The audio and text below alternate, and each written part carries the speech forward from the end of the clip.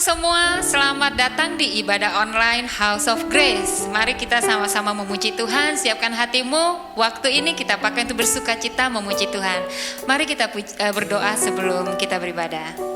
Terima kasih Tuhan untuk hari ini, untuk waktu ini kami mau beribadah. Kami mau pakai waktu kami Tuhan untuk dekat kepadamu, datang kepadamu. Berkati Tuhan jam ibadah ini, setiap anak-anakmu yang mengikuti secara online. Tuhan berkati, Kau hadir Tuhan kepada hidup kami ya Tuhan, dan menjamah hati kami. Terima kasih, kami mau memuji-muji namamu. Penuhi kami dengan sukacita surgawi, penuhi kami dengan puji-pujian akan Engkau. Di dalam nama Yesus kami berdoa, haleluya, amin. Mari kita pujikan lagu ini. Segala puji syukur hanya bagi Tuhan saja.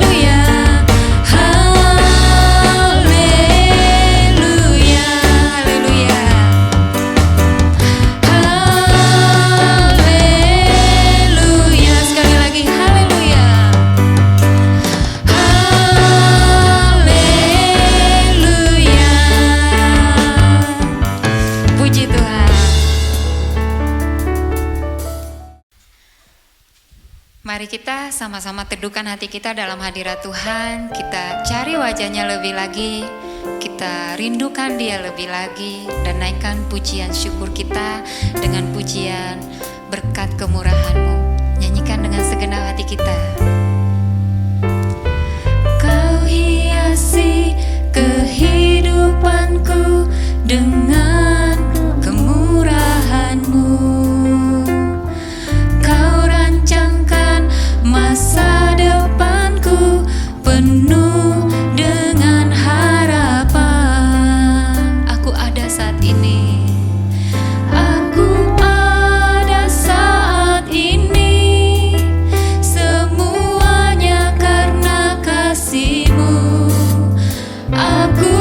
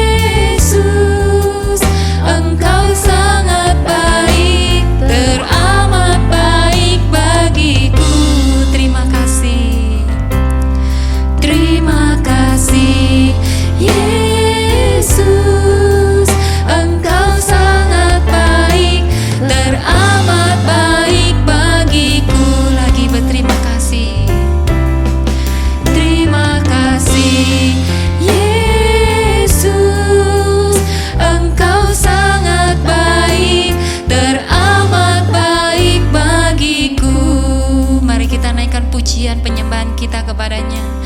Naikkan ucapan syukurmu. Terima kasih Yesus,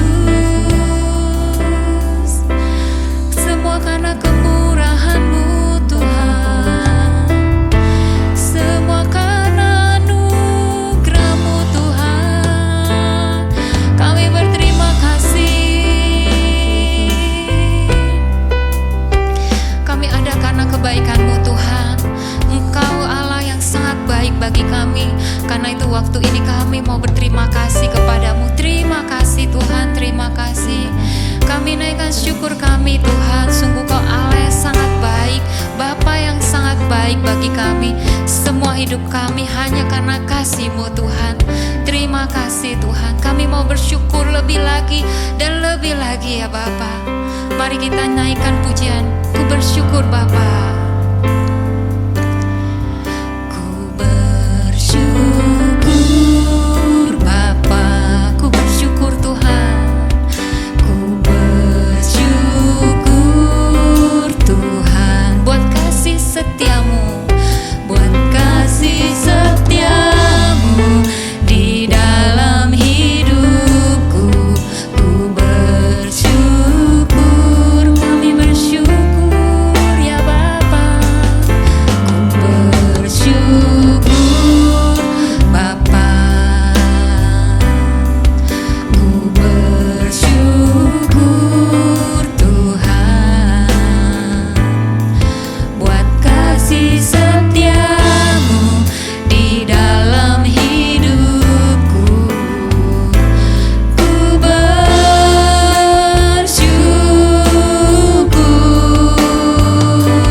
Tuhan. Lagi naikkan ucapan syukurmu. Ku bersyukur Bapa. Ku bersyukur Bapa.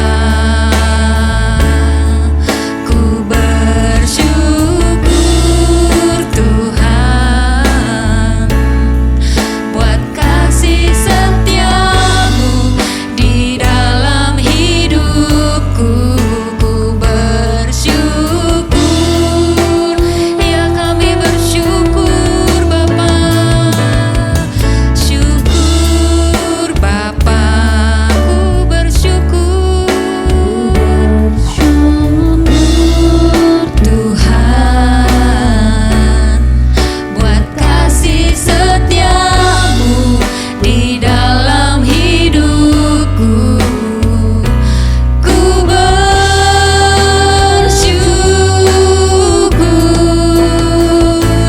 Tuhan. Lagi ku bersyukur Bapa. Ku bersyukur Bapa. Ku bersyukur Tuhan buat kasih setiamu di dalam hidupku. Ku bersyukur, haleluya, ku bersyukur Bapa, ku bersyukur Tuhan buat kasih setiamu di dalam hidupku. Ku bersyukur, ku bersyukur, ku bersyukur, ku bersyukur Tuhan. Haleluya. Terima kasih untuk semua kebaikan-Mu Tuhan. Terima kasih untuk kesetiaan-Mu. Hati kami penuh dengan syukur. Kami mau bersyukur kepadamu selalu ya Tuhan. Dan kami mau Tuhan nikmati firman-Mu. Berbicaralah kepada kami semua Tuhan. Penuhi hati kami dengan hadirat-Mu. Penuhi hati kami dengan firman-Mu yang memerdekakan kami. Di dalam nama Yesus. Haleluya. Amin. Amin. Selamat menikmati firman Tuhan. God bless. Shalom, saudara-saudara yang dikasih Tuhan. Selamat berjumpa kembali dengan saya pada kesempatan kali ini. Dan marilah sebelum firman Tuhan dibawakan. Marilah kita berdoa sekali lagi agar kita dapat mengerti apa yang Roh Kudus mau kita lakukan dalam kehidupan kita melalui firman Tuhan yang akan ditaburkan pada saat ini. Mari kita berdoa. Bapa, kami mengucap syukur untuk kesempatan kali ini. Biarlah Tuhan, kami berdoa Kau mau rapi hamba-Mu yang akan membawakan firman-Mu ya Tuhan. Biarlah bukan hamba lagi yang berkata-kata, tetapi Roh Kudus-Mu yang berkata-kata Tuhan, sehingga Tuhan, hamba-Mu dapat menyampaikan Tuhan apa yang menjadi isi hati-Mu pada jemaat-Mu Tuhan. Dan biarlah Tuhan, setiap benih firman-Mu yang ditaburkan Tuhan dapat bertumbuh dalam hati kami Tuhan. Kami dapat berbuah sehingga Tuhan, orang lain dapat mengetahui kasih-Mu melalui kehidupan kami. Terima kasih banyak, dalam nama Tuhan kami berdoa dan kami siap mendengarkan firman-Mu. Haleluya, amin. Oke, pada saat ini saya akan memberi judul firman Tuhan yang akan saya bawakan judulnya ialah dari korban menjadi pelaku. Nah, saudara, judulnya ini terdengar unik ya. Jadi dari korban apa? Nah, dari korban kejahatan menjadi pelaku kejahatan. Oke, kita baca yuk. Kita buka kitab kita di 1 Petrus 5 ayat 8 sampai dengan 11. Saya akan bacakan. Demikian firman Tuhan, sadarlah dan berjaga-jagalah. Lawanmu si iblis berjalan keliling sama seperti singa yang mengaum-ngaum dan mencari orang yang dapat ditelannya. Lawanlah dia dengan iman yang teguh, sebab kamu tahu bahwa semua saudaramu di seluruh dunia menanggung penderitaan yang sama. Dan Allah sumber segala kasih karunia yang telah memanggil kamu dalam Kristus kepada kemuliaannya yang kekal, akan melengkapi, meneguhkan, menguatkan, dan mengokohkan kamu sesudah kamu menderita seketika lamanya. Ialah yang mempunyai kuasa sampai selama-lamanya. Amin. Ya, saudara, di sini Rasul Petrus berkata bahwa iblis itu adalah seperti singa yang mengaum-ngaum. Auman singa itu benar-benar menakutkan ya, saudara. Jadi semakin keras dia mengaum, itu akan semakin menakutkan. Dan itulah yang biasanya itu mengintimidasi hewan-hewan yang akan dimangsanya itu menjadi terintimidasi, sehingga hewan-hewan itu hatinya menjadi ciut dan menjadi menjadi beku gitu loh. Karena sudah takut, jadi nggak ada daya upaya lagi untuk menyelamatkan dirinya. Nah, kenapa? Ketika binatang-binatang itu mendengar auman singa itu, maka binatang-binatang itu akan terintimidasi. Dia sudah kehilangan daya. Nah, itulah yang si iblis coba lakukan pada saat-saat sekarang ini untuk memperdaya setiap anak-anak Tuhan. Sebenarnya iblis itu sudah nggak punya kuasa lagi, saudara. Karena pada saat Tuhan Yesus mati di kayu salib, iblis itu sudah dikalahkan. Tetapi tetap ya, ekornya itu masih dibiarkan menyambar ke kanan ke kiri. Nah, jadi diibaratkan nih, Rasul Petrus bilang nih, sebenarnya sih iblis itu hanya seperti singa yang mengaum-ngaum. Jadi cuman aumannya aja. Nah, cuman aumannya ini sangat membahayakan, saudara, karena dapat mengintimidasi kita.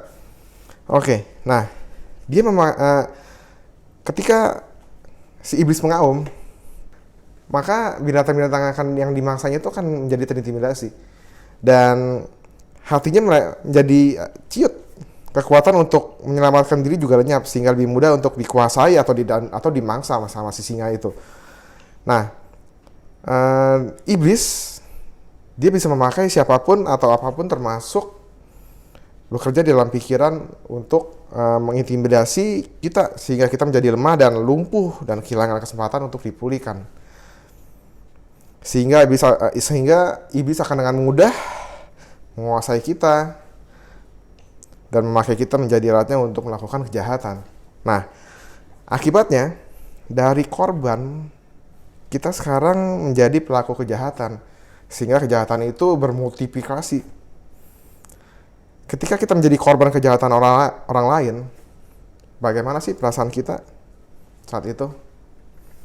Pasti perasaan kita saat itu mungkin marah, mungkin juga merasa terhina, atau merasa diperlakukan tidak adil, dan lain-lain sebagainya. Dan saudara, saya mau kasih tahu, ini adalah hal yang sangat manusiawi. Jika kita dilukai seseorang, maka kita akan jadi marah, dan kita akan berontak. Nah, dalam kondisi seperti itu, apa sih yang Tuhan ingin kita lakukan? Datang kepada Tuhan tuh pengen kita tuh datang kepadanya, mengaku dengan tulus dan jujur segala perasaan kita, meletakkan di bawah salib Kristus, menyerahkan diri untuk dipulihkan oleh bilur-bilurnya, dan melepaskan pengampunan sehingga kita bisa move on. Nah, itulah yang pada saat keadaan kita seperti itu, keadaan kita disakiti, Tuhan tuh maunya kita cepat-cepat datang kepada Tuhan dan kita bertobat, melepaskan pengampunan sehingga kita bisa move on. Nah, namun yang terjadi adalah kita seringkali terintimidasi oleh si iblis yang bekerja dalam pikiran kita. Kita sudah dilukai dengan begitu parah, dan orang itu, kita berpikir nih ya, kalau kita udah dilukai begitu parah, kita pasti berpikir nih, karena intimidasi iblis itu adanya di pikiran gitu. Nah, kita biasanya kalau kita udah dilukai dengan begitu parah, kita biasanya berpikir, orang itu tuh pantas mendapat balasan yang setimpal. Kita pikir, wah rugi nih kalau kita nih nggak bisa balas, kita pasti akan rugi besar. Rugi kalau kita tuh tidak bisa balas dia. Lagi pula kita mikir, nanti dia akan melakukan hal itu lagi kepada orang lain. Oh, gayanya sepertinya kita nggak terima gitu. Jadi kita pikir, wah orang itu udah nyakitin kita nih.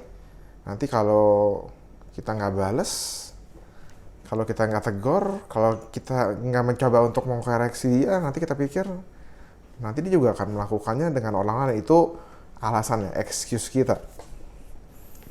Nah, ketika kita menyerah kepada pikiran-pikiran semacam itu berarti kita memberi tempat berpijak kepada iblis untuk mengacaukan hidup kita. Nah, kita terintimidasi untuk melakukan hal-hal yang sama, bahkan seringkali lebih jahat daripada apa yang orang itu lakukan terhadap kita. Nah, kita bahkan nggak akan puas sampai tuh kira-kira ngomong kasarnya begini, sampai tuh orang datang ke kita sujud menyembah kita, minta maaf. Nah, itu tuh biasanya kita baru puas kalau seperti itu. Bener gak saudara? Nah, dari korban kita berubah menjadi pelaku. Dalam Efesus ayat 4 ayat 26 sampai 27 saya bacakan, apabila kamu menjadi marah, janganlah kamu berbuat dosa. Janganlah matahari terbenam sebelum padam amarahmu, dan janganlah beri kesempatan kepada iblis. Nah, maksud dari ayat ini adalah jangan beri iblis tempat berpijak. Iblis tuh gak bakal bisa untuk merasuki anak-anak Tuhan atau masuk dalam pikiran kita kalau kita gak kasih kesempatan dia untuk berpijak. Nah, kalau kita kasih dia untuk berpijak, maka dia akan menguasai dan memakai kita dengan kita itu menjadi alat kejahatan untuk dia.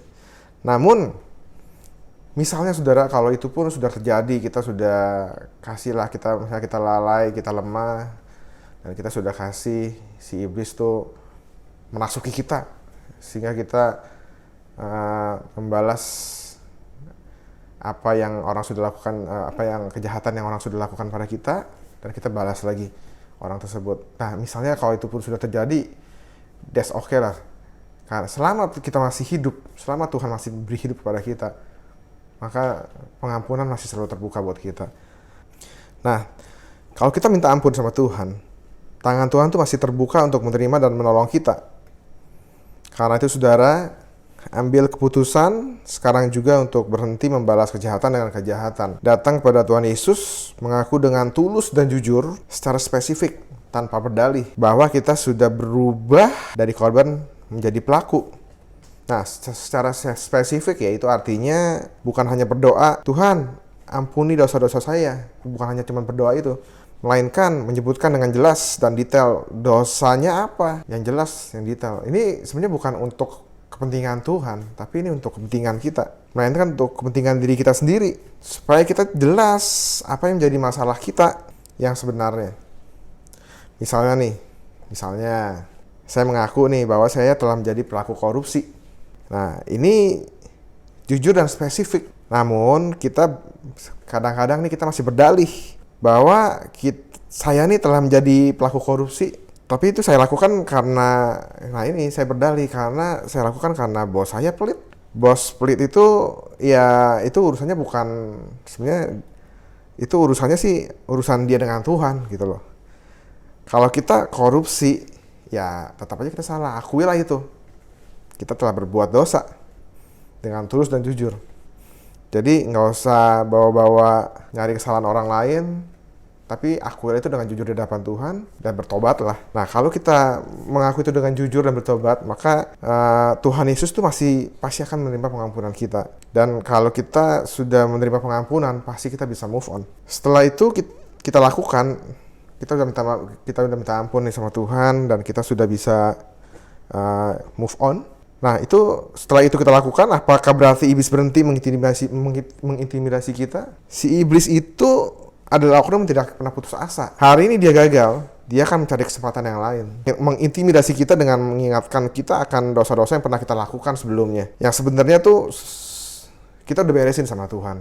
Pada suatu hari ini, ya Tuhan membawa seseorang yang terikat dengan dosa yang sama yang dulu saya pernah lakukan untuk saya layani. Nah, waktu saya akan melayani dia tuh pikiran saya langsung terintimidasi, saudara. Nah, kamu mau, dalam pikiran saya, si iblis mulai bermain nih dalam pikiran saya. Waktu itu saya berpikir, kamu mau melayani dia? Nah, wong saya aja dulu jatuh dalam dosa yang sama. Bagaimana mungkin? Kalau saya mendengarkan pikiran tersebut, maka saya akan kehilangan kuasa untuk menolong orang tersebut. Lalu apa yang saya lakukan? Saya berkata dengan tegas, memang benar, saya telah berbuat dosa. Benar, saya telah berbuat dosa yang sama. Tetapi saya sudah minta ampun sama Tuhan. Dan Tuhan Yesus sudah menyelesaikan di kayu salibnya. Semua sudah selesai. Jadi saya saat itu langsung berkata, semua tuh udah selesai. Saya udah minta ampun sama Tuhan. Dan Tuhan Yesus sudah ampuni saya. Dan semua itu sudah selesai. Sudah diselesaikan Tuhan Yesus di atas kayu salibnya. Jadi saya bilang pada iblis, kamu jangan ganggu saya lagi, kamu pergi. Karena saya sudah diampuni. Jadi sudah selesai. Nah, saudara, Tuhan itu luar biasa. Setiap kejatuhan yang kita akui secara spesifik dengan tulus dan jujur untuk mendapat pengampunannya, itu pada saatnya dia akan pakai kita untuk menolong orang lain. Nah, lagi pula nggak ada sih orang yang dapat menolong orang lain yang jatuh pada hal yang sama sebaik orang yang pernah jatuh dalam hal yang sama juga. Jadi maksudnya nggak ada orang lain yang dapat menolong orang yang jatuh dalam dosa yang sama tuh sebaik dengan orang yang pernah mengalami dosa yang sama dan dia bertobat. Dan dia telah bertobat, diampuni, mengalami pemulihan. Nah, setelah orang ini mengalami pemulihan, jika orang tersebut Tuhan pakai untuk menolong orang yang jatuh dalam dosa yang sama, itu adalah orang yang terbaik. Karena dia sudah tahu, dia sudah mengalami, dan dia sudah berhasil move on. Dia sudah minta ampun dan dia berhasil move on. Dia sudah berhasil keluar dari dosa itu. Nah, jadi jangan mau diintimidasi oleh dosa-dosa masa lalu yang sudah diberesin. Kalau kita sudah beresin dosa-dosa kita, berarti itu sudah selesai, saudara. Jangan mau diintimidasi lagi. Nah, Tuhan mau memakai kita ini menjadi alatnya yang luar biasa. Justru karena kita pernah jatuh. Nah, beberapa minggu yang lalu saya pernah berkhotbah juga tentang kasih. Sekali lagi nih, pikiran saya terintimidasi. Nah, waktu itu pikiran saya berkata begini, kamu nggak layak khotbah. Lah, kamu ini masih belum sabar loh. Belum sabar, terutama dalam menghadapi ini ya, kalau lagi nyetir mobil, itu pikiran saya mulai mengintimidasi saya.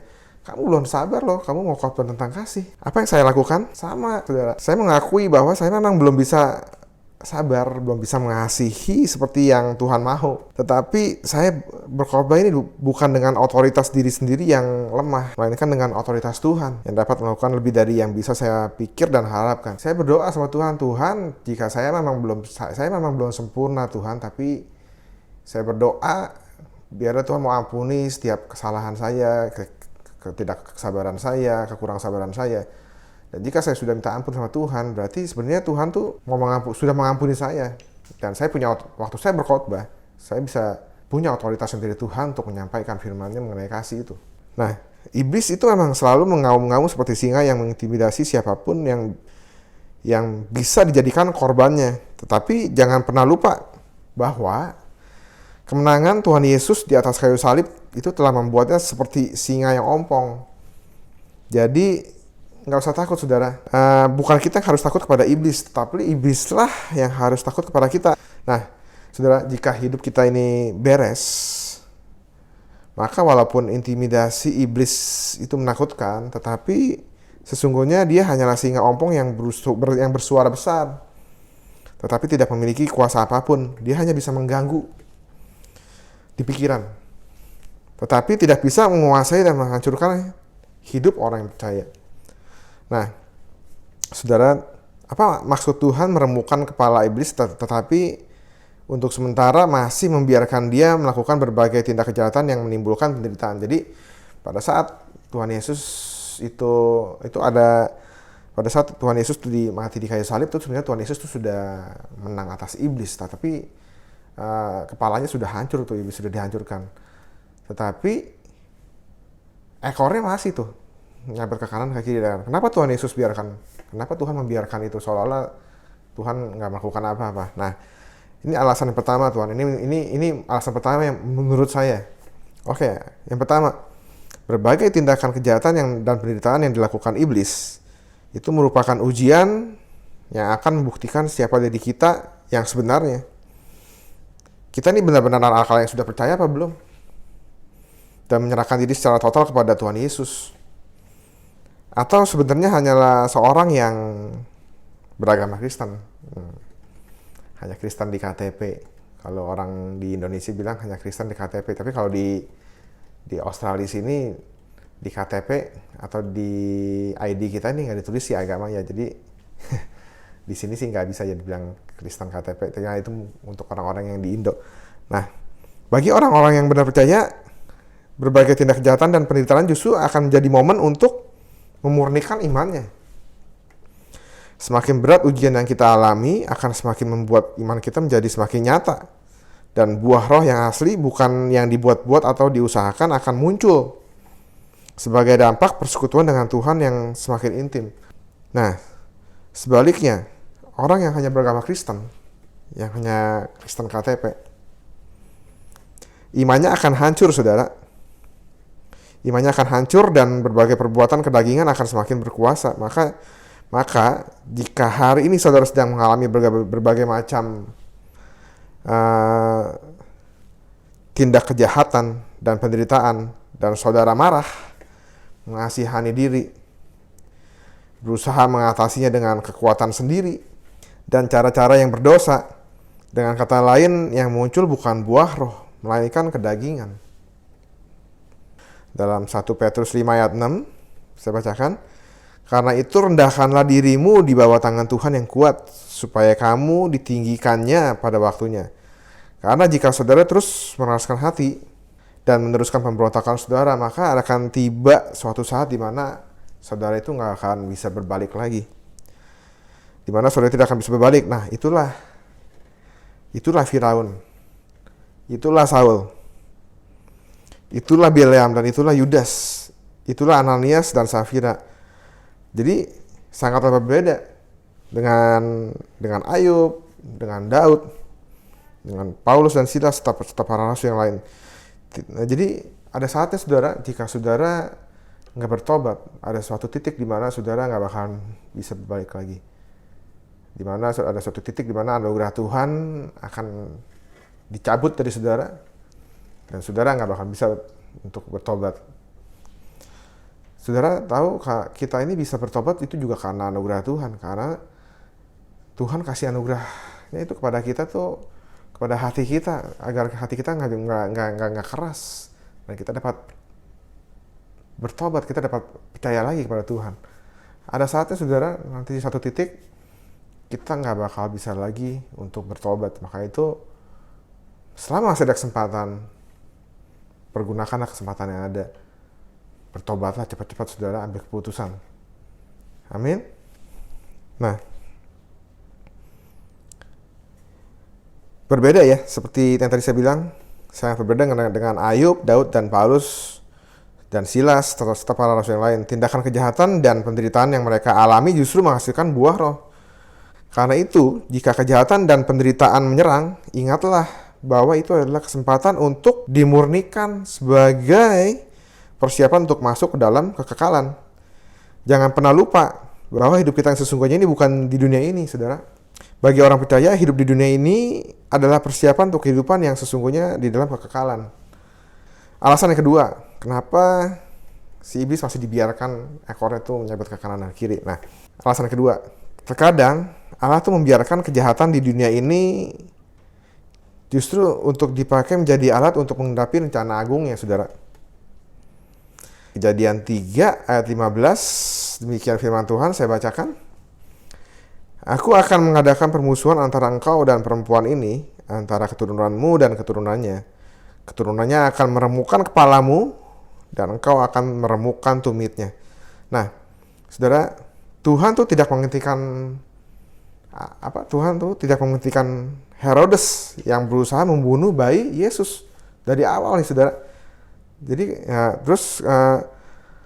dia juga tidak pernah mencegah iblis untuk mencobai Tuhan Yesus di padang gurun. Dia tidak mencegah para pemimpin agama merancangkan berbagai kejahatan yang paling keji untuk melampiaskan iri hatinya kepada Tuhan Yesus. Kemarahan dan dendam mereka. Dia mempersilahkan Yudas, bahkan Tuhan juga mempersilahkan Yudas melaksanakan rencananya menjual gurunya, menjual Yesus. Dia bahkan menyerahkan diri kepada para prajurit yang jatuh tersungkur tak berdaya di depannya. Waktu Tuhan Yesus mau ditangkap, sebenarnya tuh prajurit itu tuh udah nggak berdaya, jatuh tersungkur di hadapannya, tapi tetap Tuhan Yesus tetap menyerahkan diri loh pada prajurit itu untuk ditangkap. Tetapi dia tidak melakukan itu. Dia membiarkan kejahatan itu melampiaskan keinginannya, dan mereka itu nggak sadar bahwa sebenarnya mereka justru sedang mengenapi rencana Allah. Itulah sebabnya Tuhan Yesus berdoa, ya Bapa, ampunilah mereka, sebab mereka tidak tahu apa yang mereka perbuat. Mereka baru sadar ketika melihat apa yang terjadi di kayu salib. Semua sudah diselesaikan oleh Tuhan Yesus, sehingga melalui Tuhan Yesus, semua orang percaya dapat menghampiri hadirat Allah dengan bebas. Nah, saya membayangkan, saudara, betapa terkejutnya tuh si iblis ketika dia tuh melihat hasil kejahatan tuh yang udah dirancangkannya itu menjadi justru berbalik menjadi kemenangan bagi Kristus. Ada sesuatu yang menimpa kita mendapatkan suatu ketidakadilan tanpa alasan. Jadi dan seolah-olah tuh Tuhan diam saja. Jangan takut, saudara. Tetaplah percaya dan nantikan Tuhan, karena Dia tidak mungkin berdiam diri saja. Jadi jika saudara mengalami suatu ketidakadilan, mengalami kejahatan, jangan coba-coba pakai cara saudara untuk melakukan sesuatu. Tapi saudara harus datang dulu pada Tuhan, minta ampun, biar hati saudara itu dibereskan, sehingga saudara dapat move on. Setelah itu, saya percaya Tuhan pasti akan buka jalan untuk menolong saudara dengan caranya, bukan dengan cara saudara. Karena jika saudara pakai cara saudara, maka yang terjadi itu bukan kehendak Tuhan, tapi ya itu kedagingan kita yang keluar. Salah-salah kita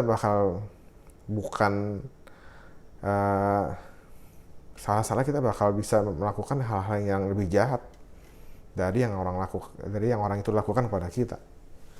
Nah, saudara, hari ini di mana posisi kita? Kita sebagai korbankah? Kita sebagai pelakukah? Apapun posisi saudara, Tuhan tuh tidak pernah berhenti mengasihi saudara. Tuhan Yesus sudah menyelesaikan semuanya di atas kayu salib agar saudara tuh diselamatkan dan menjadi alatnya untuk kemuliaannya. Demikian firman Tuhan hari ini. Dan mari sebelum kita selesai, saya ajak saudara untuk berdoa sekali lagi bersama-sama. Mari kita berdoa. Bapa, kami mengucap syukur untuk setiap firman-Mu ditaburkan Tuhan. Biarlah Tuhan, apa yang telah ditaburkan Tuhan, biarlah Roh Kudus sendiri yang dapat memberikan penerangan dalam hati kami. Biarlah Roh Kudus dapat berbicara dalam hati setiap kami Tuhan, sehingga firman-Mu dapat kami mengerti, dapat bertumbuh dalam hati kami Tuhan, dan kami dapat menjadi pelaku-pelaku firman-Mu Tuhan. Tuhan, kami berdoa Tuhan untuk setiap anak-anak-Mu yang mendengarkan firman-Mu saat ini Tuhan, jika mereka mengalami sesuatu yang kejahatan atau sesuatu ketidakadilan dalam hidup mereka, biarlah Tuhan kami berdoa untuk mereka Tuhan, untuk anak-anak-Mu Tuhan, agar biarlah Engkau mau berikan hati yang lembut pada mereka Tuhan. Biarlah mereka dapat menyerahkan semuanya itu ke dalam tangan-Mu Tuhan, di bawah kaki-Mu Tuhan, sehingga mereka dapat memberikan pengampunan Tuhan terhadap orang yang telah menyakiti mereka, sehingga mereka dapat bertindak dengan benar sesuai dengan apa yang Kau mau Tuhan, sehingga mereka tidak bertindak dengan kedagingannya Tuhan. Terima kasih Tuhan, berkati Tuhan setiap anak-anak-Mu yang telah mendengarkan firman-Mu pada saat ini Tuhan. Terima kasih. Ntar kami akan selesai Tuhan, dan kami akan kembali pada aktivitas kami masing-masing kembali Tuhan. Dan kami berdoa biarlah berkat kasih karunia dari Allah Bapa, damai sejahtera dari Tuhan Yesus Kristus, serta persekutuan dari Roh Kudus menyertai kita sekalian mulai dari saat ini sampai Maranatha Tuhan Yesus datang kembali yang kedua. Amin.